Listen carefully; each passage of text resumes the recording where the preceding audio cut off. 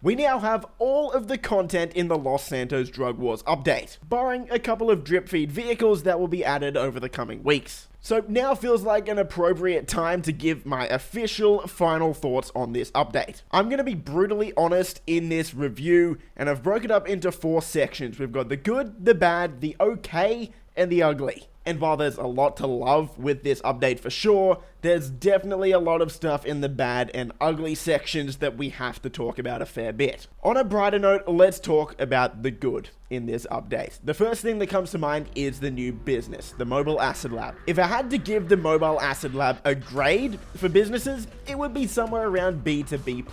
In terms of money making, it's definitely one of the best passive businesses in the game, but it doesn't reinvent the wheel in any ways at all and seems to lack a lot of creativity. It seems like the community's opinion on the Mobile Acid Lab is certainly one of the businesses that is in the game Grand Theft Auto Online. That's about it. It's essentially another MC business with a few quality of life updates. That doesn't make it bad. Like I said, it's in the good section, but there was definitely room for Rockstar to get a lot more creative with a new type of business here. Nonetheless, let's talk about what was good about it. The main thing is the quality of life improvements. This business can be operated effectively, completely solo, and that's huge. If you're playing by yourself, no matter how much stock you have, you're only going to get one sale vehicle instead of having to drive multiple vehicles all the way around the map. It also shouldn't be ignored that these are some of the most fun sale missions in the entire game, so I definitely have to applaud Rockstar for that. While it's definitely not the most time effective, the Paperboy mission where you have to throw it into the bins is definitely one of the coolest sale missions we have in the entire game right now, and it was one of the few moments in the entire update where I thought, yeah, that was actually pretty creative by Rockstar. That was pretty cool. If we're going down this path, I would definitely love to see this in the future implemented to the other MC businesses. I don't know how difficult of a task that would be, but seeing how much better the Acid Lab is than those existing MC businesses gives me a bit of hope that we might see those fixed someday. Also in the good section, we have all of the free mode events that were added with this update as well. We're talking things like street dealers, stash houses, store robberies, and G's Stash. All of these were very good. I don't really have any complaints. The store robberies are a massive step up from the existing robberies we have in the game. The stash houses are a very welcomed addition, something you can do every day, only takes about a minute or two, and can save you $75,000 for resupplying one of your businesses. Awesome. It also somewhat brings back one of the most requested features that was missing in GTA 5 that was apparent in older games like San Andreas. G-Stash is also a welcomed addition, having a cool little mini treasure hunt every single day that can get you about $18,000 to $20,000. Definitely a cool addition, nothing really more to add on that front, it's nice. And to finish off the free roam events, we had the street dealers, which are one of the best features added to GTA Online in a very long time. While I do wish that they paid a bit more money, it still gives people a decent alternative to sell some of their MC business stock instead of having to do these long, boring sale missions. Not only that, but it does make the world feel a little bit more alive, knowing that you're not the only one selling drugs in the entire city. It makes it seem like there is actually an underground drug scene in Los Santos, and features like this are something that I guess was kinda missing from the game for a long time, so this is definitely nice to see. To finish off the good section, we've got this DLC is very noob friendly. Which, look, you can look at that as a good or a bad thing depending on if you're a new or a returning veteran, but the reality is most players are new players, so Rockstar was definitely targeting this DLC towards them, and they succeeded in that. And that's kinda all I have to say that's good about this DLC. The good was pretty good, but now it's time to move into the bad, so hold on to your hats, because this is about to get a bit brutal. Before I make any criticisms, we do need to make one thing clear. This is not an attack on anyone that works at Rockstar Games. I'm sure everyone at Rockstar is doing their best, and I can only imagine how difficult it is being criticized by the community so often. To add to that, I don't want anyone to be shouting what I'm saying at Rockstar. Do not go using my voice as a reason to hate on Rockstar. Any criticism in here is supposed to be constructive, as Rockstar Games is one of my favorite developers. Anything I say here, I purely say because I want the game to be even better. With that said, let's jump into the bad. When looking at Rockstar's track record in terms of stories, whether it's the Grand Theft Auto franchise, Red Dead, or even Bully, they have been widely renowned as one of the best storytellers in the entire world. I can say that Rockstar are great storytellers and also simultaneously tell you that this is one of the most pointless stories I have ever played in my entire life. Seriously, I can sum up the Drug Wars storyline in about 2 sentences.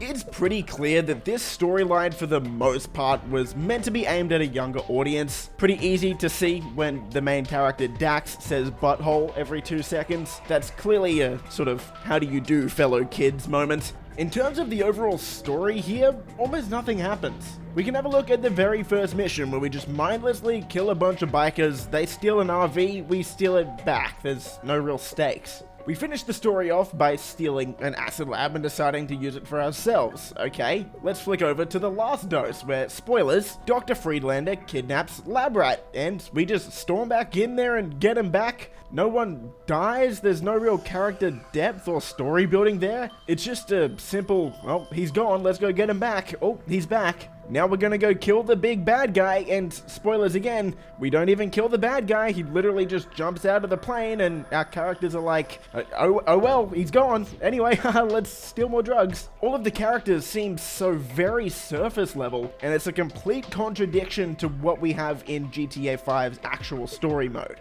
I don't know how we're meant to feel attached to any of these characters that were introduced in this DLC when we don't get any backstory on any of them. None of them seem to go through any hardship in the campaign at all. I personally feel no attachment to any of these guys.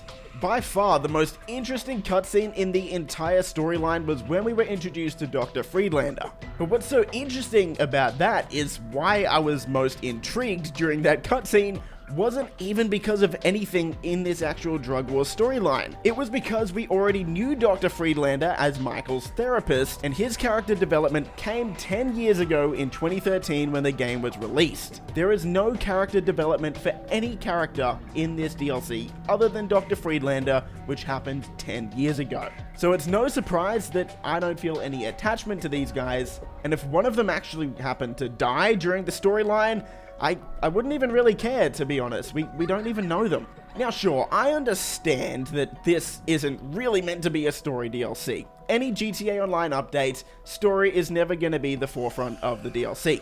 However, when you advertise this as a massive 2-part story with an eye-popping conclusion, those are Rockstar's words, not mine, and the story just ends by the villain, who we met 2 missions ago, quite literally escaping, and that's it. Like, he just leaves and then the story's over.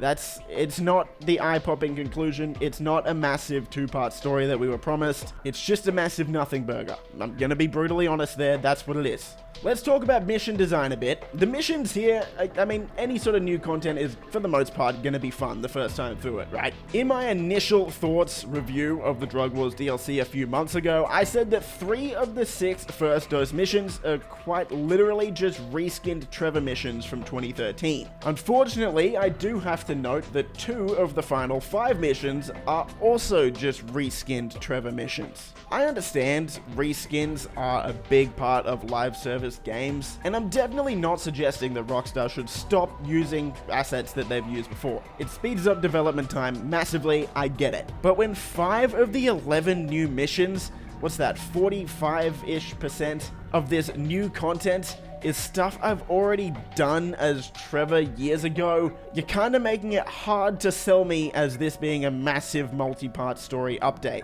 What's so interesting about not just the mission design, but the story of this update is, for some weird reason, I feel more emotionally sort of connected to characters that we met that weren't even in a story DLC. For example, look back at the Cayo Perico heist. Miguel Madrazo's story, while it was very short in that update, had a start and an end. We could look where the start was, where we met him in the Los Santos music locker. He gave us a task to steal the Madrazo files. We did that in an attempt to make him look good for his father. He ended up never getting his father's approval. We see what the files were that he actually tried to steal.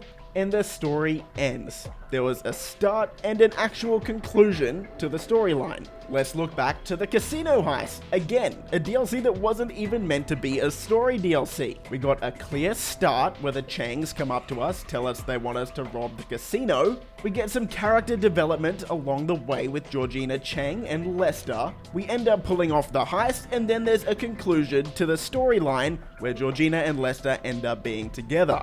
Actual story development and some characters that you can kind of feel attached to. Let's even look back to the contract, for example, where we had to go get Dr. Dre's phone back. There was a clear start and an end. We accomplished our task. It really felt like Rockstar was finally in a good spot with storytelling in GTA Online. Shorter stories that had a clear start and an end, and gave us some really fun, replayable content that paid well along the way. Whereas here, we get a story with a bunch of new characters that don't really seem to build an emotional connection. We get a bunch of reskinned missions that are not replayable in the way the contracts or any of the heists were. And the bad guy that we were chasing throughout the end of this storyline just ends up escaping anyway. There is no conclusion to the story. I'm not really sure what happened here. That is pretty bad and a massive step back from what we got in the 3 years prior in the December updates. For 3 years now, we've got decent stories with a start and an end. In 2019, it was Casino. 2020 was Cayo Perico, and 2021 was with Franklin, Dr. Dre, and The Contract. This year, very, very disappointing. I'm not a developer, so at the end of the day, I don't know how difficult this sort of stuff would be, but I think I speak for the majority of the community when we say we would have preferred one single heist over 11 story missions. Anyway, we'll wrap my story thoughts up there. A massive miss. If I had to give the story itself a grade, maybe a C-, maybe. Let's move into the okay. The okay for this update for me is gonna be some of the drip feed content, like the 50-car garage. The reason this is only okay and not great is, while a 50-car garage in itself is definitely a good addition to the game, the fact that it's just reskinned garages that we got way back in 2013, quite literally, this is the exact same 10-car garage, just with 5 of them stacked on top of each other, and that's a massive disappointment. I don't quite understand how this happened, and we got very bland garages that we've had for 10 years, when we can look back at when the CEO offices were introduced almost 8 years ago now, and we got one of the coolest looking garages in the entire game. You would think we would get something similar here, but no. And look, it's kind of cool that we can adjust the colors and whatnot in this garage, but the actual model of the garage itself is just reused from the high-end apartments and the 10-car garages that we had when the game launched, quite literally 10 years ago. Very disappointing. Also in the okay section is the downtown taxi co business. The reason this is only okay is, again, this is completely reskinned, and it seems like Rockstar just copy and pasted this from the single player story mode. On top of that, it also pays absolutely horribly, and there's no reason to actually complete this unless you're trying to get liveries for certain vehicles or you're trying to do RP. This just seems like a very half-baked thing that Rockstar said, hey, maybe we should include this. Moving into the ugly to wrap up this review, it's the drip feed. Even if you released all 11 story missions, all of the vehicles as well, the new 50-car garage, the free mode events, the Taxico, and the Acid Lab, even if you released all of that on day one of this DLC, I still am pretty confident in saying the community would think that this is a small DLC compared to what we got in previous years. Looking back to the contract last year, if we're including all of the prep missions for the contract as missions, then that storyline had more content than this Los Santos Drug Wars DLC just in the contract alone. On top of that, we also got security contracts that are much more elaborate than what we got with the Dax Fooligan missions. We got a brand new property, a brand new class of vehicle with Amani Tech. We also got payphone hits, which are some of the most fun and best ways to make money in the entire game. So if we look at that DLC as a whole, we got some awesome free mode events.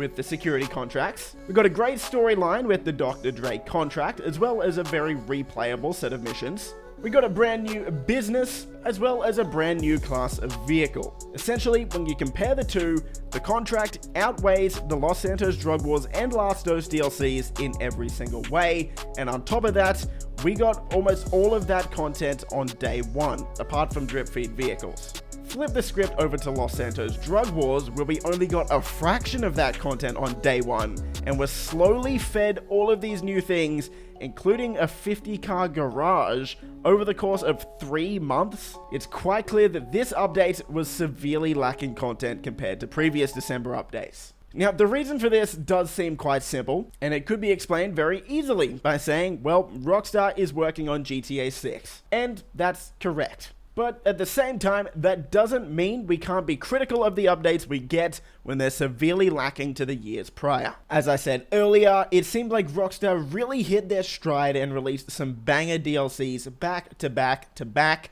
between the years of 2019 and 2021. Unfortunately, Los Santos Drug Wars seems like a sizable step backwards, and if these are the type of content updates we'll be getting until GTA 6, then GTA 6 can't come soon enough.